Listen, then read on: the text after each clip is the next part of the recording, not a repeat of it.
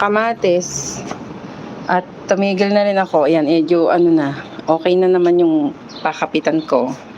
So, hindi man siya perfect, pero yan ang kanya mga kakapitan pa niya. Mainit na at hindi ko na siya gaanong maayos. Pero okay na siya dyan. Pwede ko pa naman siyang lagyan sa kahit bukas. Kung wala akong tawag bukas yan. Maayos ko pa yan. So, ayan yung ating kamatis, medyo mataas na. Diyan ko siya inilagay sa mga itagay ng basura na hindi na ginagamit. Tapos maliit na paso, ayan, yung kamatis. May tumubo pandamo. At tanggalin na natin. Kakain pa yan ng vitamins ng aking halaman. So, ayan guys, ang ating garden. At maraming salamat po kanina sa mga pumunta sa aking unang live. At yan ang ating sitaw, nasa sa loob siya. Nakakatuwa po at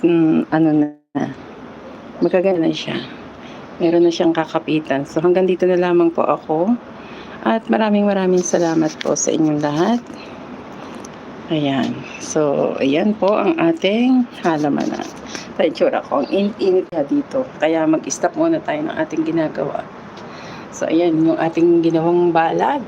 Pakapitan ng ating sitaw. Ayan na. Ayos na siya. So, ayan. Yung kanyang mga bunga, medyo magiging maayos na po. So, ayan. That's it. Ayan ang ating bunga na sitaw. Meron pang mga ayan, kumikiti na mga bulaklak na. So, ayan na. Buhay na tayo dyan sa sitaw na yan. May panggulay na tayo. So, ayan lamang guys. Maraming salamat sa inyo. Bye everyone.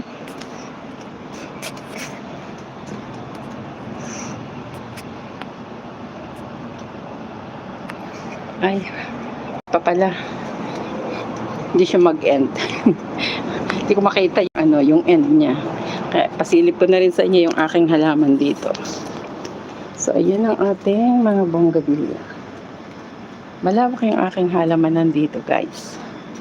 Yan may mga bagong bulaklak yung ating bonggabilya. Pinutol ko lahat yan para mababa na sila. So, ito very napaka-old na ng ilang taon na to, siguro mga 10 years ko na tong halaman. Nasa bahay pa ito ng aking amo dati. So, ipakita ko sa inyo. Ang init, pawisan talaga ako. Ayan, 10 years nang mahigit yan yung alaga ko na halaman na to. Bonggabilya siya. Tapos yan yung paso niya. Maayos naman yung kanyang lagayan. Ito bonggabilyang maliliit. Yung itanim ko rin yung aking pinagtatrabahuhan ng bonggabilya at buhay na. So ayan, kada vlogs ko yung aking bagong tanim na ayan nga lang siya, pero okay lang siya. So ayan, dahon ng sili. Yan, may tanim din tayong sili dyan. At ito yung ating malunggay. May nakapamitas na sa ating malunggay. Grabe, inunahan pa ako sa pag-harvest ko dito sa aking pinutol na malunggay.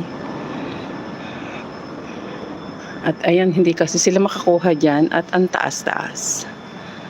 So, ayan ang ating maibabalita. Grabe, init. Nagpahangin ako. Dito sa side na to malamig. Kaya ikot-ikot lang tayo. So, ito yung ating halaman na favorite ko. At ang ganda-ganda. Diba? Ganda-ganda niya. Purple yan. So, gustong-gusto ko yan. Sa dami ng bulaklak. Basta na bulaklak yan, ang dami. So, ayan lamang guys. Ang ating maisi-share. Shoutout sa ating mga kaibigan dyan. Kaya itsura ko. Para akong pawisan. Kasi nga yung ating garden. Yung kanina na live ko na naputol, ayan na. Dito na ako mag-e-end. Tinuloy ko lang po at nagpahinga ako. At yun din ang ating alaga na aso. Yung aking binata. Ayan, si Charlie Boy. So, ayan lamang guys. Ang aking update ulit sa ating